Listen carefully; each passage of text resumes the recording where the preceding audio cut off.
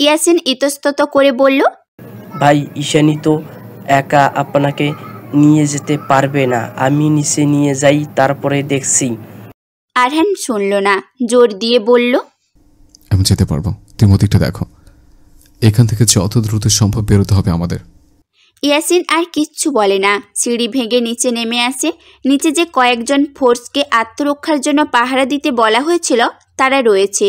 ইয়াসিন এগিয়ে গিয়ে প্রশ্ন করল, ক্রিমিনালকে কি ধরা হয়েছে? শাহেদ কোথায়, আসেনি এখনো? ফোর্সের লোকের মধ্যে একজন বলে, স্যার তো এখনো এদিকে আসেনি, আর ক্রিমিনালদের ওই দিকে দেখা যায়নি।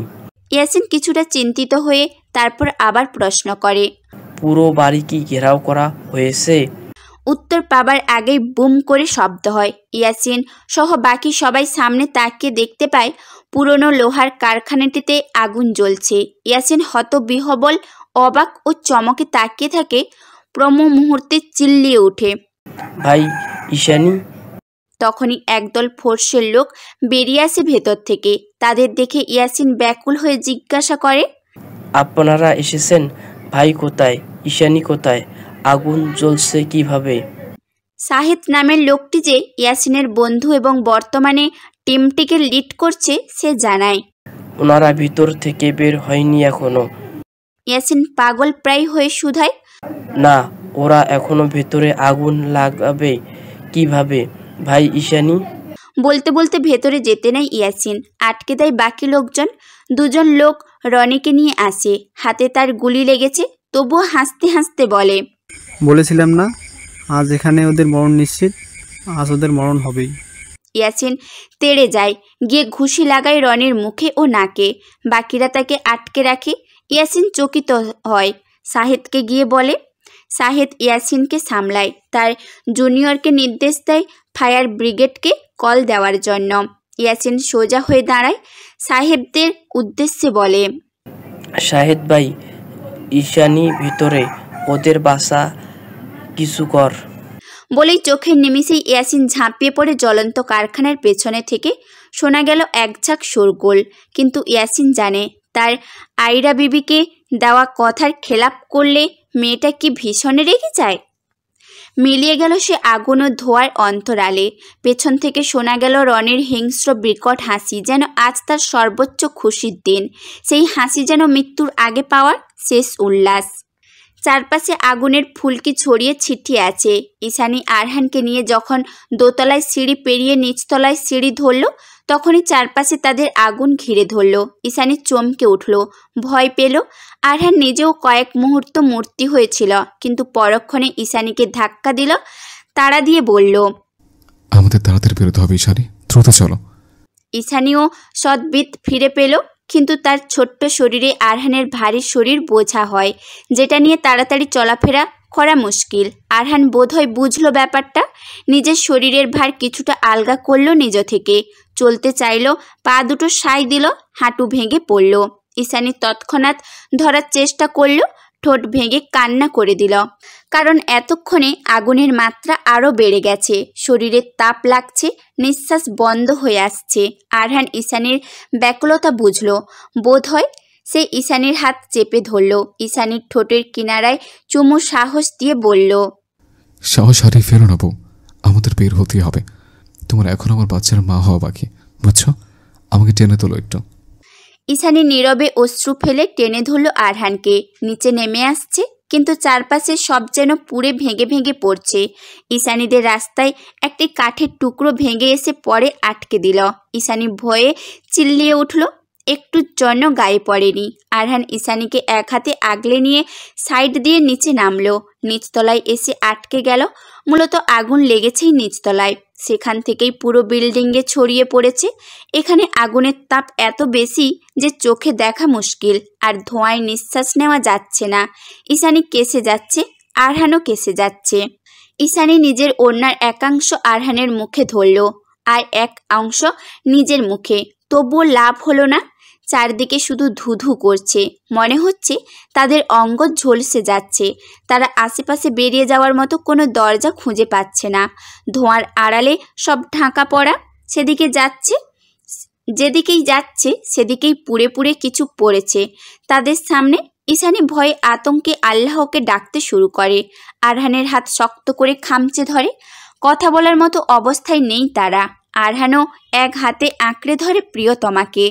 তারা ধোঁয়ার মধ্যে প্রাণপণ চেষ্টা চালাচ্ছে বেরোনোর।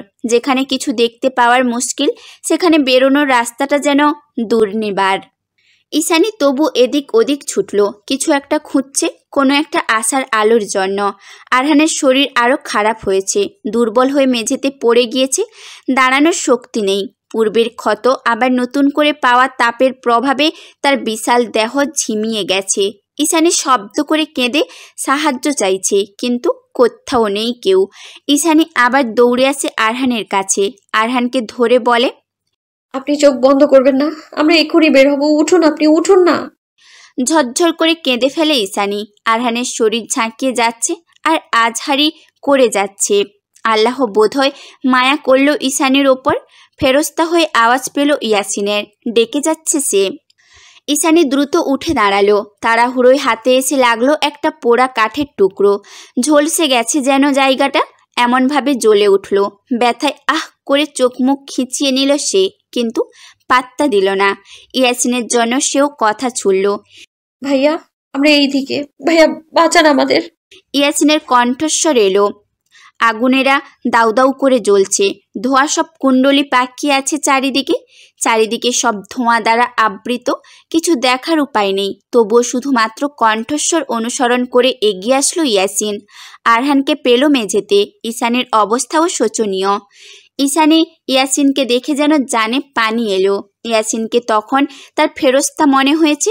দৌড়ে গিয়ে বলে, ভাইয়া উনিও অসুস্থ হয়ে পড়েছে, ওনাকে ধরুন প্লিজ, ওনাকে ধরুন। ইয়াসিন দৌড়ে যায় সেদিকটায়, আরহানকে কাঁধে তুলে নেয়, এক হাতে ঈশানীর হাত ধরে বেরোনোর জন্য। কিন্তু আগুন কমার বদলে আরও বাড়তে থাকে। যে রাস্তা দিয়ে ইয়াসিন এসেছে সেই রাস্তায় পড়ে গেছে বিশাল বড় একটা কাঠের দরজার অংশ। বিশেষ যাওয়ার রাস্তা আর পেল না। তবুও তারা সেদিকে যাওয়ার চেষ্টা করলো। আগুনের তাপে তাদের শরীর পুড়ে যাচ্ছে। কয়েক জায়গায় আগুনের ছ্যাঁকাও খেয়েছে। সেদিকে কারোর লক্ষ্য নেই। প্রাণ নিয়ে বের হয়ে যাওয়ার মূল লক্ষ্য। ইয়াসিন একা থাকলে লাফ দিয়ে যেতে পারত।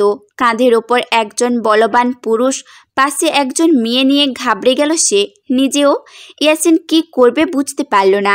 আরহানের চেতনা যত দূর ছিল, সে ইয়াসিনকে পিঠে মৃদু থাপ্পড় দিয়ে শ্বাস আটকে আটকে বলে, আমাকে নামিয়ে দাও ইয়াসিন, ঈশানীকে নিয়ে বাড়ি যাও, তিনজন বের হওয়া মুশকিল হবে। ঈশানী কেঁদে ফেলল। আরহানের বাহু শক্ত করে জড়িয়ে বলে, একদম না, আপনাকে ছাড়া আমি যাব না, মোটেও না। আরহান দুর্বল কণ্ঠে বলে, পাগলামি করো না ঈশানী, একজনের জন্য তিনজন মরব। তোমরা আগে বের হও, পরে আমাকে বের করো।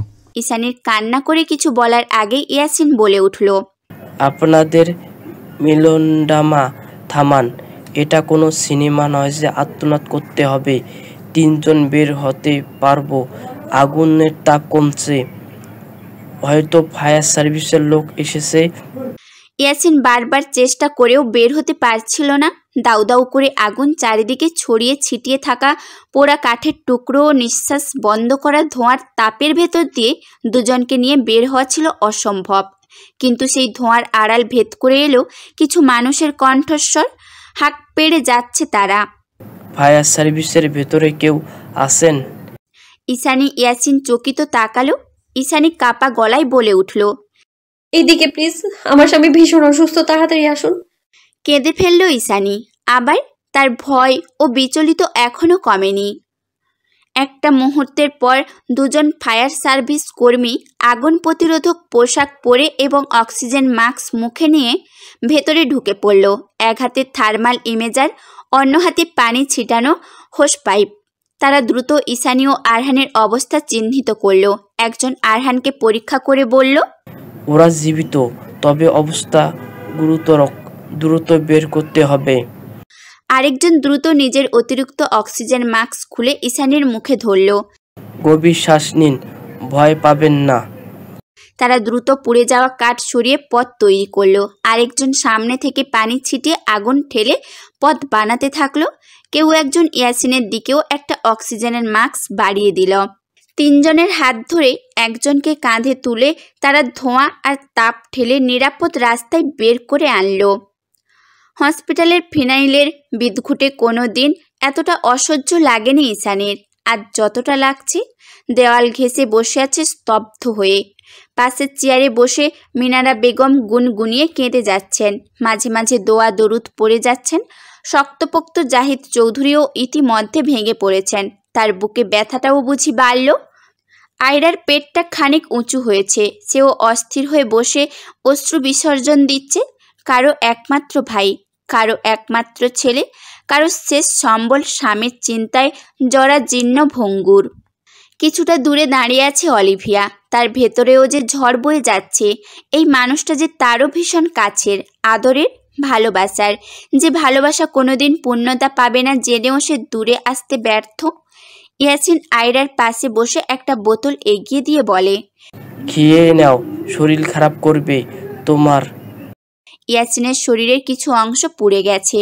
বড় কোনো ক্ষতি না হলেও কিছু জায়গা ভালো রকম পুড়ে জখম হয়েছে, যেটা তারা তখন উপলব্ধি করতে না পারলেও পরে পেরেছে। একইভাবে ঈশানী ও আরহানেরও কিছু জায়গা পুড়ে গেছে। আরহানের এক পায়ের ওপর একটা পোড়া কাঠ পড়েছিল, ফলে জায়গাটা কিছু ঝলসে গেছে। আয়রা ইয়াসিনের বুকে মাথা দিয়ে হু হু করে কেঁদে দেয়। তার একমাত্র ভাই ভেতরে অপারেশন থিয়েটারে। আগুনে পোড়া কারখানা থেকে তাদের রক্ষা করে বাহিরে নিয়ে আসার পর যখন ইয়াসিন তাদের গাড়ি অবধি নিয়ে যায়, তখনই আরহান শরীর ছেড়ে দেয়। বাড়িতে না দিয়ে সোজা হাসপাতালে নিয়ে আসা হয় তাকে। সেখানে ডাক্তার MRI করে জানায়। তখন থেকেই চৌধুরী বাড়ির প্রতিটি সদস্য নির্জীব, জড়বস্তুর ন্যায় পড়ে আছে হাসপাতালের করিডরে। মিনারা বেগম ছেলে ছেলে করে একবার জ্ঞান হারিয়েছে, এখনও তার কান্নার দমকে কমেনি।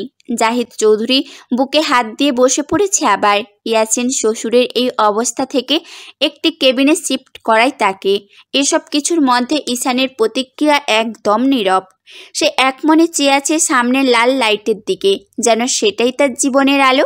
তার মনে চলেছে বলা মুশকিল, চোখ মুখ কেমন যেন নির্জীব, শরীর যেন ছেড়ে দিয়েছে তার। হঠাৎ করে ঈশানী মুখ চেপে দাঁড়িয়ে যায়। কোথায় ওয়াশরুম সেটা না জানায় জানালার কাছে গিয়ে বমি করে দেয় হরহর করে। আয়রা অলিভিয়া এগিয়ে আসে, কিন্তু কেউ ধরার আগেই মাথা ঘুরে পড়ে যায় ঈশানী। মিনারা বেগম এবার চিল্লিয়ে কেঁদে ওঠে, দৌড়ে আসে ঈশানীকে ধরতে। অলিভিয়া চলে গেছে ডাক্তারকে ডাকতে। আয়রা ঈশানীর চোখে মুখে পানি ছিটাচ্ছে। মিনারা বেগম ঈশানীর শরীর ঝাঁকিয়ে ডেকে যাচ্ছে। দুজন ওয়ার্ড বয় এসে ঈশানীকে তুলে ওয়ার্ডে শিফট করে। ডাক্তার তার চিকিৎসা করতে থাকে। মিনারা বেগম এই আয়রা একে অপরকে জড়িয়ে ধরে কেঁদে যাচ্ছে। একে একে সবাই অসুস্থ হয়ে পড়েছে, যেন কোনো শকুনের নজর পড়েছে তাদের পরিবারে। অলিভিয়া এগিয়ে আসে, কান্নারত অবস্থায় তাদের শান্ত করার চেষ্টা করে। কি করুণ লাগছিল তাদের কান্নার সুর ও আজহারি।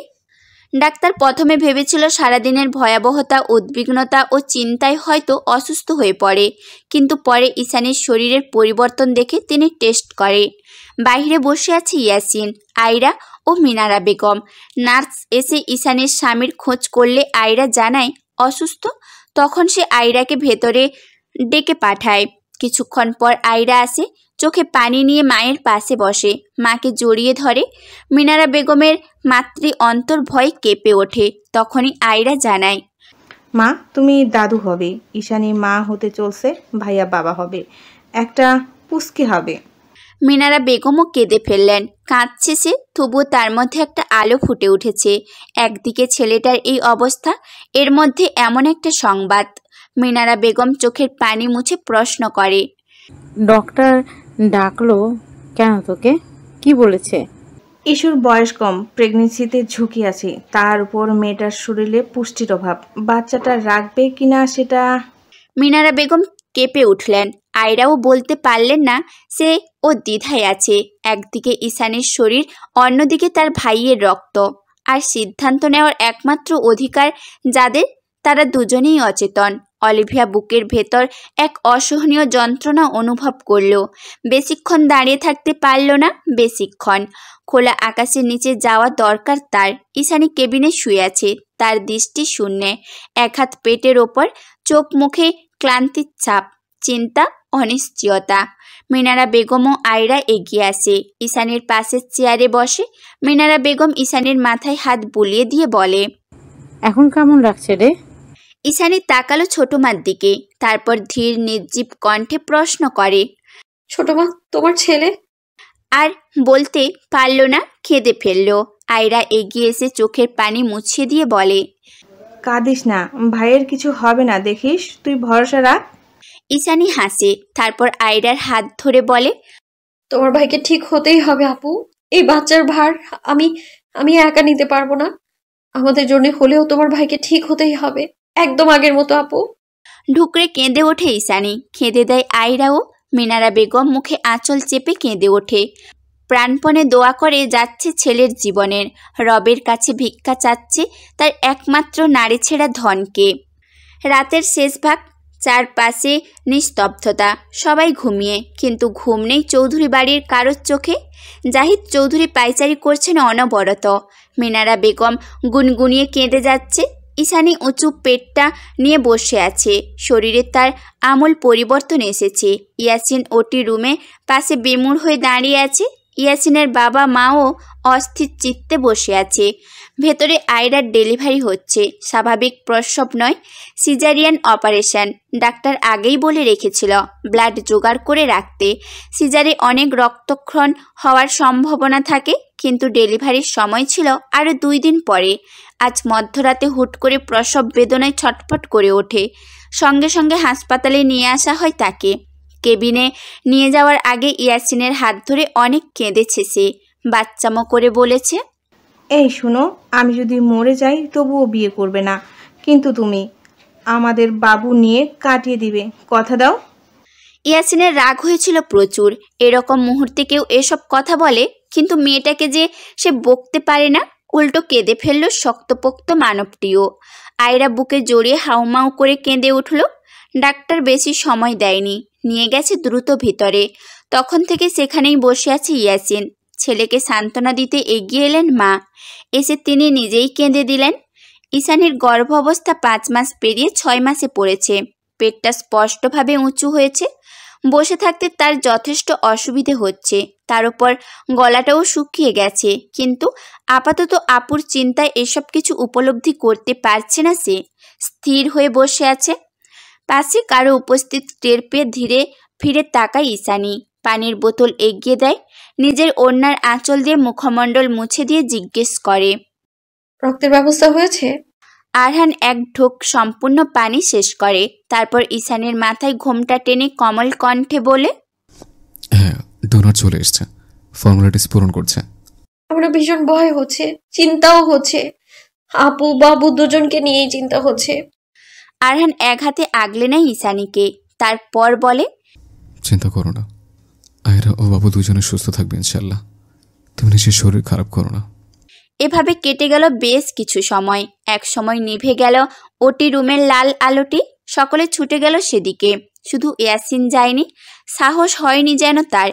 বাচ্চা কান্নার শব্দ তার কানে আসছে, মনটা অস্থির হয়ে আছে। ডাক্তারকে সবাই ঘিরে ধরেছে। সবাইকে থামিয়ে ডক্টর প্রশ্ন করে, বাচ্চার বাবা কে? ইয়াসিনের মা তাকে ডেকে ওঠে। ইয়াসিন মৃদু পায়ে এগিয়ে আসে। বাচ্চাটিকে এক পলক দেখেই যেন হৃদয় শান্ত হয়ে এলো তার। চোখ ভিজে উঠল ভালোবাসায়, তবুও কোলে নিল না, উল্টো প্রশ্ন করল, আমার স্ত্রীও ঠিক আছে? ডক্টর হেসে জানায়, আপনার স্ত্রী ও সন্তান দুজনে সুস্থ আছে। আপনার একজন কন্যা সন্তান হয়েছে। ইয়াসিন চোখ বন্ধ করে আলহামদুলিল্লাহ বলে, তারপর হাত বাড়িয়ে দেয়। ডাক্তার বাচ্চাটিকে দিয়ে চলে যায়। নাজুক ছোট্ট প্রাণটাকে কোলে তুলতে ইয়াসিনের হাত কেঁপে ওঠে। কাপা কাপা হাতে কোলে তুলে নেয়, বিড়বিড় করে বলে। তারপর হিড়িক্কি পড়ে যায়, কে আগে বাচ্চাটিকে নিবে। ঈশানী তো কেঁদেই দেয়, ঠোঁট উল্টে বলে, আমাকেও দাও না, আমি একটু নিই। সবাই হেসে দেয়। চৌধুরী বাড়ি যেন আবার সেজে উঠেছিল আনন্দে। ঝলমল করছিল বাড়ির প্রতিটি মানুষের চেহারা। আয়রার মেয়ে হওয়ার আজ 3 দিন। আজ তাকে হসপিটালে থেকে রিলিজ করা হবে। মিনারা বেগমের অনেক ইচ্ছে ছিল মেয়ে ও নাতনিকে চৌধুরী বাড়ি নিয়ে যাবেন, কিন্তু মেয়ের শ্বশুর বাড়ি থেকে মানছে না। তাদের প্রথম নাতি, অবশ্যই তাদের বাড়ি যাবে। মিনারা বেগমের একটু মন খারাপ এটা নিয়ে। জাহিদ চৌধুরী মিনারা বেগমকে নিয়ে বেরিয়ে পড়েছেন। বাসায় ঈশানী একা। আরহান আয়রার সাথে গিয়েছে ওকে পৌঁছে দিতে। প্রেগনেন্সির শুরু থেকে ঈশানীর মধ্যে অনেক পরিবর্তন এসেছে। এই যেমন খিটখিটে হয়ে যাওয়া, কাজে অবসাদগ্রস্ত, যখন তখন মাথা ব্যথা, কোমর ব্যথা সহ নানা রকম সমস্যার ভুক্তভোগী সে। আরহান সেই সকালে বের হয়েছে হসপিটালের উদ্দেশ্যে, এখনও আসেনি। এটা নিয়েও তার মেজাজ খিটখিটে লাগছে। সে বিছানা হাতড়ে ফোনটা হাতে নিল, পরিচিত নাম্বারে ডায়াল করে অপেক্ষা করলো রিসিভ হওয়ার জন্য। 2 বার রিং বাজতেই কল রিসিভ হলো। কিছু না বলে ঈশানী কেঁদে দিল, যে সে কান্না নয়, একদম মরা কান্না জুড়ে দিয়েছে। আরহান কিছুটা ঘাবড়ে গেল, ব্যতিব্রস্ত হয়ে জিজ্ঞেস করলো, এই কি হয়েছে? কান্না করছে কেন? পেটে ব্যথা করছে? মা কোথায়? কান্না করো না বোটা আমার। একসাথে এতগুলো প্রশ্ন শুনে ঈশানী আরও কেঁদে দিল। আরহান কিছুই বুঝলো না, ভাবলো একবার কল কেটে দিয়ে মাকে কল দিবে, কিন্তু পর মুহূর্তে ঈশানীর কান্নার কাছে হার মেনে আবার অস্থির হয়ে বলল, শোনা বোটা, কাঁদে না। কি হচ্ছে বলো? তুমি এভাবে কাঁদলে তো আমি ড্রাইভিংয়ে মনোযোগ দিতে পারছি না। ঈশানী হুট করে চুপ হয়ে গেল, তারপর ঝাঁঝালো কণ্ঠে বলে উঠল, আপনি ড্রাইভিং করতে করতে ফোন রিসিভ কেন করেছেন? কয়েক মাস আগে এত বড় বিপদের মুখ থেকে ফিরে এসেছেন, ভালো লাগছে না? না, আমায় কষ্ট দিতে খুব ভালো লাগে, তাই না? আরহান হতবম্ব হয়ে গেল। কিছু বলবে তার আগেই ঈশানী আবার রুক্ষ কণ্ঠে ঝাড়ি দিয়ে বলে, এখনো কল কাটেননি কেন? আপনি মানুষটা খুব বাজে, আপনার সাথে আমি কথাই বলবো না, জান। বলি খট করে কল কেটে দেয়। আরহান ড্রাইভিংয়ে মনোযোগ দেয়। ঈশানীর গর্ভবতী হওয়ার পর থেকে এসব নর্মাল হয়ে গেছে তার, কিন্তু তবুও কিছু বলতে পারে না। তার সন্তান গর্ভে নিয়ে বেড়াচ্ছে মেয়েটা, নিজের কত শখ স্বপ্ন বিসর্জন দিয়েছে। এই যেমন প্রেগন্যান্সি অবস্থায় ভর্তি পরীক্ষা দিয়ে ঢাকা বিশ্ববিদ্যালয়ে ইংরেজি বিষয় পড়ার সুযোগ হয়েছিল, কিন্তু বাচ্চার কথা ভেবে এই সেশন ড্রপ দেয়। এছাড়াও কত কি খেতে পারে না, কত আগের জামা পরতে পারে না, এরকম বলা না বলা অনেক আত্মত্যাগ দিতে হয় একটা মেয়ের মা হতে গেলে। সেখানে মেয়ের সাধারণ মুড সুইং আহ্লাদ সহ্য করা পুরুষের জন্য গর্বের ও দায়িত্বের। তাই তো আরহান খুশি মনে এসব শোনে, ওই ঈশানীকে আগলে রাখে। ঈশানী কল কেটে দিয়ে থ মেরে বসে রয়েছে। ফিরে গেছে আজ থেকে 4 মাস আগে, যখন আরহান ছিল হাসপাতালের বেডে আর ঈশানী খোঁজ পেয়েছিল তার ভেতরের নতুন প্রাণ। অপারেশনের শেষে ডাক্তার বলে দিয়েছিল, 72 ঘন্টার মধ্যে যদি রোগীর পা নড়াচড়া অথবা পায়ে কোনো অনুভব না করে, তাহলে সারা জীবনের জন্য পঙ্গু হবার সম্ভাবনা রয়েছে। একথা শুনে মিনারা বেগম আর এক দফা কেঁদে অজ্ঞান হয়েছিল। জাহিদ চৌধুরী মনিস্টোক করেছিল, আর ঈশানী সে যেন পাথরে রূপান্তরিত হয়েছিল। তার গর্ভের সন্তানকে তার বিষ লাগতে শুরু করে। আয়রা, ইয়াসিন ও অলিভিয়া সেই সময়টা কিভাবে সামলাচ্ছে আল্লাহর কাছে শুকরিয়া। কিন্তু আল্লাহ তাআলা মুখ ফেরায়নি। আরহানকে কেবিনে শিফট করা হলে 48 ঘন্টার পর তার পা নড়ে ওঠে হালকা। তখন তার কেবিনে মাথার কাছে বসেছিল মিনারা বেগম। ছেলেকে চোখ মেলে তাকাতে দেখে এবং পায়ের পাতা মুভমেন্ট দেখে সে চিল্লিয়ে স্বামীকে ডাকে। তারপর জাহিদ চৌধুরী ডাক্তারকে ডেকে আনে। ডক্টর রিপোর্ট ও পর্যবেক্ষণ করে জানায় আরহান ঝুঁকিমুক্ত, তবে অবশ্যই 2 মাস ফুল বেড রেস্টে পাশাপাশি পূর্ণাঙ্গ ওষুধ সেবন চালিয়ে যেতে হবে। ডাক্তার নির্দেশাবলী নিয়ে চলে গেল। আরহান চোখ ঘুরিয়ে পুরো রুম দেখে, কোথাও ঈশানী নেই। সে মৃদু কণ্ঠে জিজ্ঞেস করে, ঈশানী কোথায়? আয়রা আনন্দে আত্মহারা হয়ে কিছু বলতে নিলেও ইয়াসিন আটকে নেয়। চোখ দিয়ে ইশারা দিল থেমে যায় সে। মিনারা বেগম জানায়, ঈশানী অসুস্থ, স্যালাইন চলছে ওর। আরহান ব্যস্ত হয়ে পড়ে। ওদিকে ঈশানী ও আরহানের ব্যাপারে শুনে ব্যাকুল হয়। অবশেষে তাদের এক কেবিনে শিফট করা হয়। সকলে বেরিয়ে যায় কেবিন থেকে। সময় যায় দুজনেই চুপ। এক সময় নিস্তব্ধ ঘরে ঈশানী ফুপানোর আওয়াজ আসে। আরহান চোখ বন্ধ করে নেয়। এই মেয়েটাকে তাকে পাগল করবে। আরহান কঠোর হওয়ার চেষ্টা করেও পারে না। হাত বাড়িয়ে দেয় সম্মুখে। ছুট্টে বুকে আছড়ে পড়ে ঈশানী। হাউমাউ করে সকল আর্জি করে। আরহান কাঁদতে দেয় ঈশানীকে, নীরবে মাথার উপর হাত বুলাতে দেয়। বেশ কিছুক্ষণ সময় নিয়ে ঈশানী থামে। আরহান তাকে বলে, শেষ? আর কিছুক্ষণ কান্না করে শরীরটা খারাপ করো। ঈশানী বুক থেকে ওঠার চেষ্টা করে, আরহান ছাড়ে না। ঈশানী এবার আরহানের কানের কাছে মুখ নেয়, তারপর ফিসফিসিয়ে বলে, কেউ একজন আসছে, আমরা 2 থেকে 3 হচ্ছি। ঈশানী কথাটা বলেই ছিটকে সরে আসে। আরহান যেন হতবাক, অবাক, এখনো ভাবছে যা শুনেছে সবটা সত্যি কিনা। অবাক হয়ে থেমে থেমে প্রশ্ন করে, কি বললে? আবার বলো। ঈশানী হাসি, কি স্নিগ্ধ সুন্দর লাগে সেই হাসি। ঠোঁটে হাসি নিয়ে লাজুক হয়ে পেটে হাত দিয়ে বলে, এখানে একটা ছোট্ট প্রাণ আছে। আরহান উঠে পড়ার চেষ্টা করে, ব্যথায় চোখ মুখ কুঁচকে যায়। সে ভুলেই গিয়েছিল সে অসুস্থ। ঈশানী ধরফড়িয়ে ধরে, শাসনের সুরে বলে, কি করছেন কি আপনি? এখনো অসুস্থ, উঠছেন কেন? আরহান ঈশানীর কোমর জড়িয়ে ধরে পেটে মুখ গুজে 2 চুমু খায়। ঈশানী বুঝতে পারে তার কামিজের অংশ ভিজে যাচ্ছে। লোকটা কি কাঁদছে ভেবেই কেঁপে ওঠে ঈশানী। অনেকটা সময় এভাবে যায়। ঈশানী নড়াচড়া অবধিও করে না। শুনতে পায় আরহানের হৃদয় নিংসৃত বাক্য, জানো, আমার নিজের কাজ প্রথমবার অসহায় মনে হচ্ছে। খুব মন চাচ্ছে তোমায় কোলে নিয়ে পুরো দুনিয়া ঘুরতে, কিন্তু আমি যখন নিজ পায়ে দাঁড়াতে অক্ষম। আমি কি ওকে বাবা হওয়ার অনুভূতি থেকে বঞ্চিত করছি? বউ, আমি কি খুব খারাপ বাবা হয়ে গেলাম? ঈশানীর চোখে পানি চলে আসলো। সে দ্রুত আরহানের শুকনো ঠোঁটে চুমু খেলো, তারপর তার বুকে আতশোয়া হয়ে বলে, আপনি পৃথিবীর শ্রেষ্ঠ বাবা হবেন। দেখবেন বাবু আপনাকে দেখে বলবে, আমার বাবা পৃথিবীর সেরা বাবা। আপনি সুস্থ হবেন, নিজ পায়ে দাঁড়াবেন, আগের মতো সুস্থ সবল হলে এখনকারটা পুষিয়ে নেব। প্রতিদিন বাইরে থেকে এসেই আমাদের কোলে নিতে হবে, কোনো ছাড়াছাড়ি নেই। আরহান জড়িয়ে নেয় ঈশানীকে, মেয়েটার মুখে চুমুতে চুমুতে ভরিয়ে দেয়, পেটে চুমু দেয়। তৃপ্তি সহকারে দেখে মেয়েটাকে। রুমে কারো উপস্থিত টের পেয়ে ঈশানী অতীত থেকে ফিরে আসে। আরহানকে দেখে সে এখন সাহস পায়। তার একমাত্র বেঁচে থাকার অবলম্বন যে এই। আরহানের গায়ে সাদা টি শার্ট ও প্যান্ট। বাহির থেকে এসে সবার আগে সে হাত মুখ ধুয়ে নেয়। ঈশানীও বাচ্চাকে নিয়ে সে খুব সেন্সিটিভ, একরত্তি রিস্ক নিতে রাজি না সে। ওইদিকে ঈশানীর মুখ ফুলিয়ে রয়েছে, উঠে চলে গেছে বেলকনিতে, মুখ ভার করে প্রকৃতি দেখে যাচ্ছে। আরহান রুমে এসে দেখে ঈশানী নেই।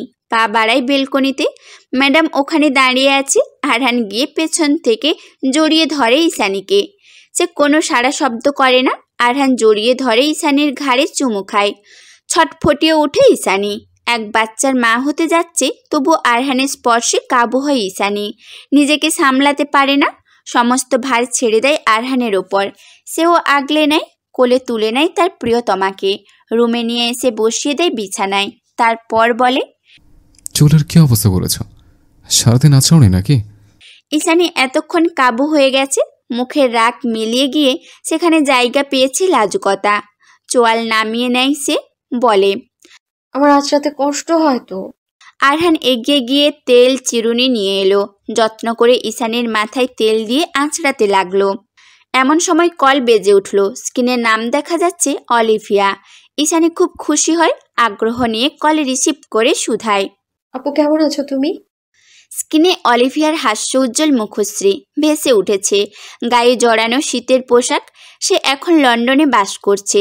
অলিভিয়া ঈশানীর পেছনে আরহানকে দেখে খোঁচা দিয়ে বলে, আমার হ্যান্ডসাম বন্ধুটাকে তুমি একদম পাক্কা বউ পাগল বানিয়ে দিয়েছো। বউয়ের যত্নে বিলীন হচ্ছে বেচারা।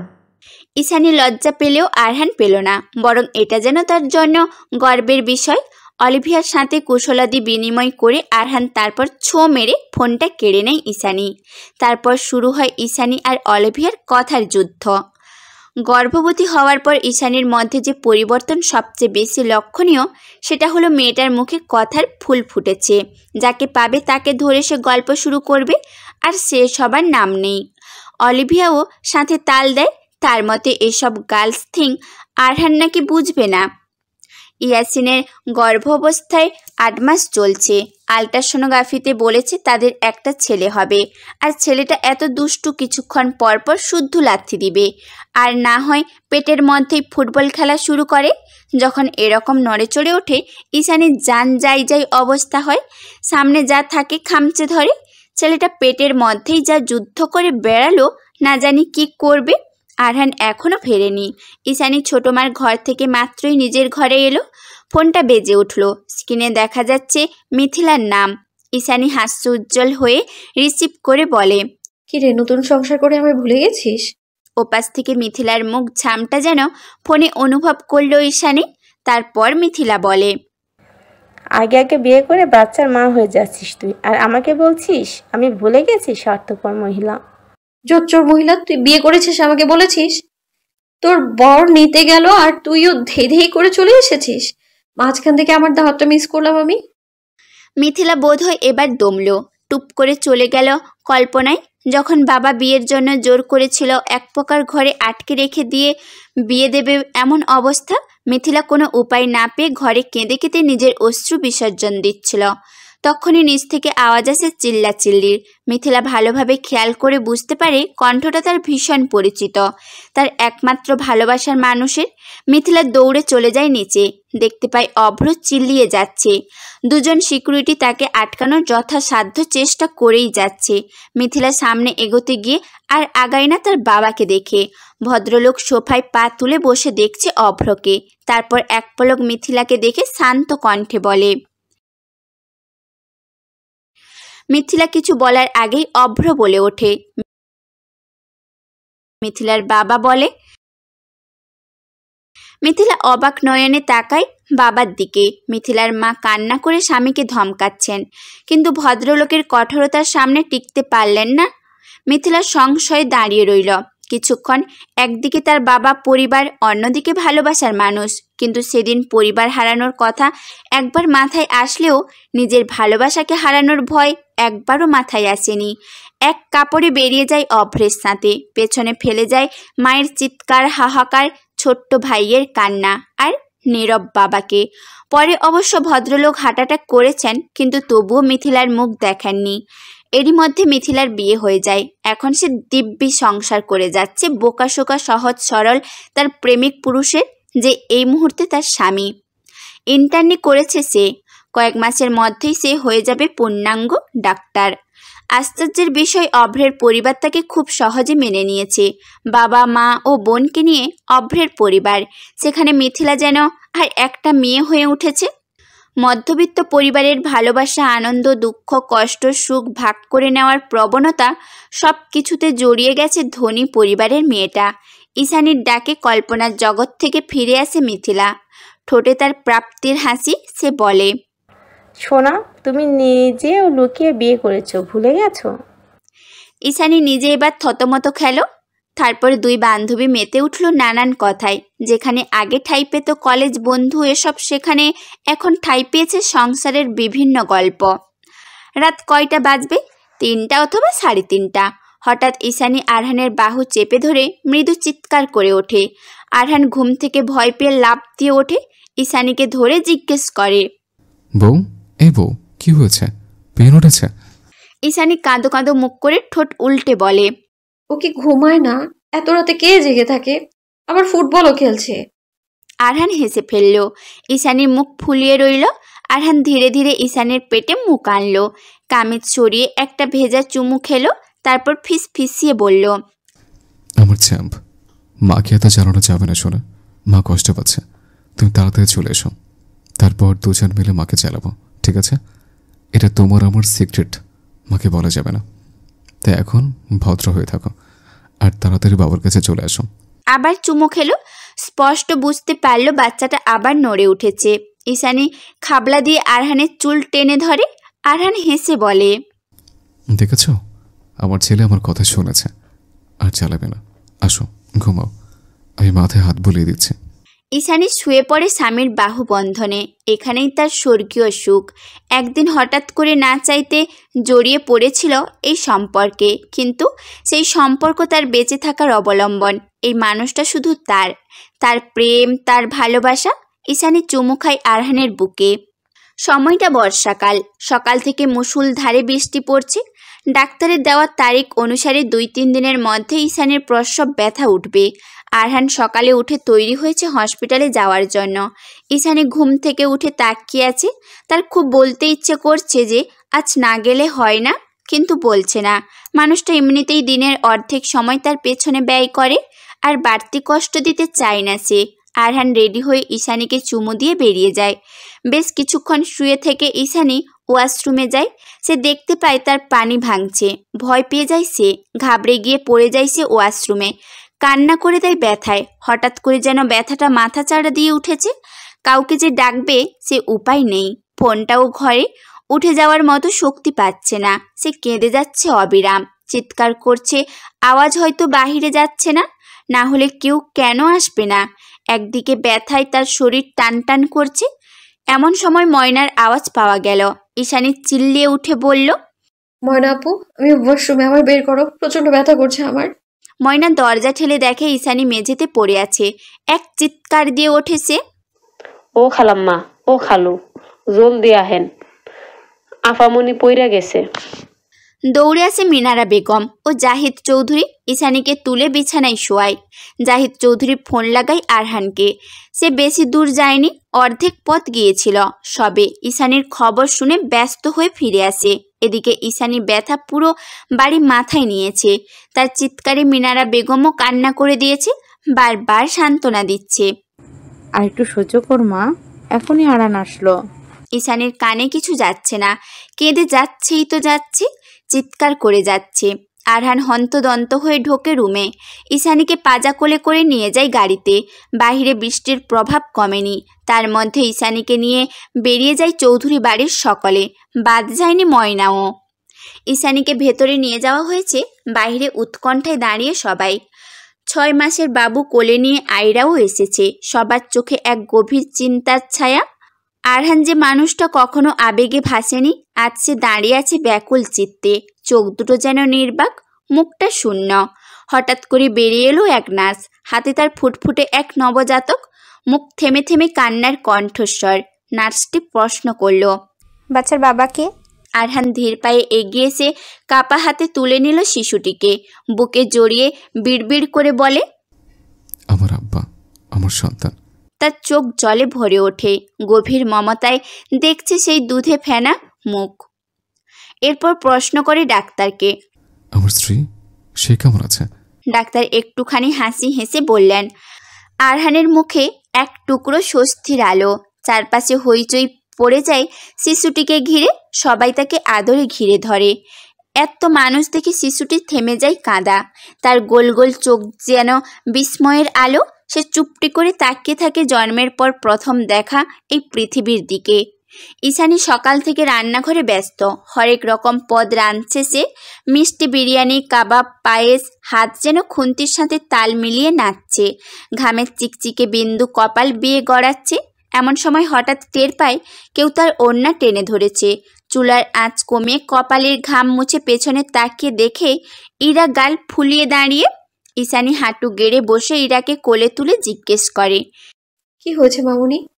ইরা নাক সিটকে বলে। ঈশানী মেয়ের গালে দুটো চুমু দেয়। তার ছোট্ট হাত ধরে বাইরে এসে দেখে ড্রয়িং রুমে আয়রা বসে আছে। ঈশানীকে দেখেই হেসে বলে, ইস্যু খবরদার, জন্মদিনের দিন বাবুকে বকিস না। তারপর ইরাকে আদরে ডেকে বলে, ইরা তুমি এসো আমার কাছে, ইথার পরে তোমার সাথে খেলবে। কিন্তু ইরা মুখ ফুলে আবার মায়ের কাছে গিয়ে লেপ্টে থাকে। ঈশানী আয়রার কথা না শুনেই ছুটে যায় ইথারের খোঁজে। নিজেদের রুমে গিয়ে দেখে পুরো ঘর এলোমেলো। ড্রেসিং টেবিল পাউডার, তেল আর লোশন দিয়ে গোসল করানো হচ্ছে। ইথার ছোট্ট 2 হাত ব্যস্ত নিজের মতো করে সাজতে। ঈশানী তেড়ে যায়, আর ইথার মায়ের ভয় পেয়ে এক দৌড়ে পালায়। পেছনে ধাওয়া করে ঈশানী। এমন সময় সামনে আরহানকে দেখে ইথার সোজা তার বাবার কোলে লাফ দেয়। ঈশানী দাঁড়িয়ে থাকে হাঁপাতে হাঁপাতে। আরহান ছেলেকে কোলে নিয়ে আদুরে চুমু দেয়। তারপর পকেট থেকে 2টো চকলেট বের করে হাতে ধরিয়ে বলে, এর সাথে ভাগ করে খেতে হবে কিন্তু। চকলেট হাতে পেয়ে ছেলেটা আবার ছুটে যায় খুশিতে। আর ঈশানীর আগে ফুঁসছে, এই আপনাদের আদরে ছেলেটা বাদর হয়ে গেছে। দেখেছেন ঘরের অবস্থা কি করেছে। আবার ইরাকেও কাঁদিয়েছে। একদিন এই ছেলের একদিন আমার এভাবেই চলবে। উফ। নিচে যেতে নিলে আরহান তাকে থামিয়ে দেয়, একদমে কোলে তুলে রুমে নিয়ে যায়। ঈশানী কোলে দাপাচ্ছে। বিছানায় বসিয়ে দেওয়া হয় ঈশানীকে। আশেপাশে ছেলেটির তাণ্ডব চিহ্ন ছড়ানো। ঈশানী একের পর এক অভিযোগ করছে ছেলে আর ছেলের বাবার বিরুদ্ধে। হঠাৎই আরহান তার ঠোঁটে চুমু খায়, গাঢ় নীরব চুম্বন। ফিসফিসিয়ে বলে, একটা ভাইপা বোন পেলে এ ধারার দুষ্টমি হয়তো একটু কমবে। আসো ট্রাই করে দেখি। ঈশানী রাগে কিল মারে তার বুকে। উঠে যেতে গিয়েও আবার ফিরে আসে। চুপি চুপি আরহানের কোলে বসে, গলা জড়িয়ে বলে, নিঃস্ব ছিলাম আমি, আপনার ভালোবাসায় আমি পূর্ণ হয়েছি। স্বামী, সন্তান, শ্বশুর, শাশুড়ি, ননদ সব মিলিয়ে আমার নারীত্ব আজ পরিপূর্ণ। আপনার ভালোবাসা আমার জীবনের আশীর্বাদ, আমার পূর্ণতা। আরহান তার নাকে নাক ঘষে চোখে চোখ রেখে মাদক কণ্ঠে বলে, হুম, আমার জীবনের প্রেম তুমি, ভালোবাসা তুমি, তোমাকে ঘিরে আমার সবটা। ভালোবাসা আমার বউটা। দুজন নরনারী সিক্ত হয় ভালোবাসায়। হারিয়ে যায় সেই সুদূর অতীতে যেখান থেকে শুরু হয়েছিল এই গল্প। সমাপ্ত।